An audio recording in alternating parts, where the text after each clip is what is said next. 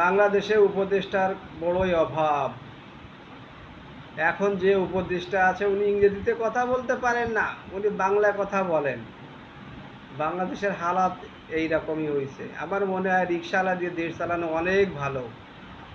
এখন যদি পারেন তা রিকশাওয়ালা দিয়ে একবার দেশ চালান, তাতে মনে হয় এখন যে পজিশন তার থেকে মনে হয় ভালো হবে। রিকশাওয়ালারও দিমাগ আছে, রিকশাওয়ালারও ইংরেজি কথা বলতে পারেন। আর যদি ইংরেজি শিখতে চান অবশ্যই শেখ হাসিনার ছেলের কাছে শিখে নেবেন। এই ভিডিওটা আপনারা দেখবেন। বিদেশি সাংবাদিকদের ইংরেজিতে করা প্রশ্নের জবাব দিতে পারেনি উপদেষ্টা আসিফ এবং নাহিদ, যেটা নিয়ে চরম সমালোচনার মুখোমুখি হতে হচ্ছে দুজনকে। এবার গুঞ্জন উঠেছে ইংরেজিতে পারদর্শী না হওয়ায় অন্তর্বর্তীকালীন সরকার থেকে বাদ পড়ছে এই দুই উপদেষ্টা।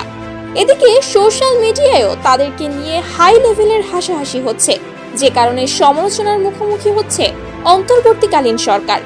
সম্প্রতি গণভবনে দুই তরুণ উপদেষ্টার একটি সাক্ষাৎকারের ভিডিও আলোচনায় উঠে এসেছে, যে ভিডিওতে দেখা যায় উপদেষ্টা নাহিদ এবং আসিফকে কিছু বিদেশি সাংবাদিক ইংরেজিতে প্রশ্ন করছে, কিন্তু যেগুলোর সঠিক কোনো উত্তর দিতে পারছে না এই দুই উপদেষ্টা।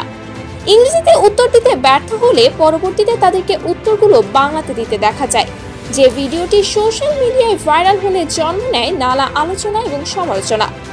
যে কারণে এখন নাহিদ এবং আসিফের পদত্যাগ চাইছে জনগণ। এদিকে সাধারণ মানুষ বলছে, যারা ইংরেজিতে কথা বলতে পারে না তারা কিভাবে একটা দেশ পরিচালনা করার দায়িত্ব নিতে পারে। ইংরেজি না জানলে বহির্বিশ্বের সাথেও সুসম্পর্ক গড়ে তুলতে পারবে না তারা।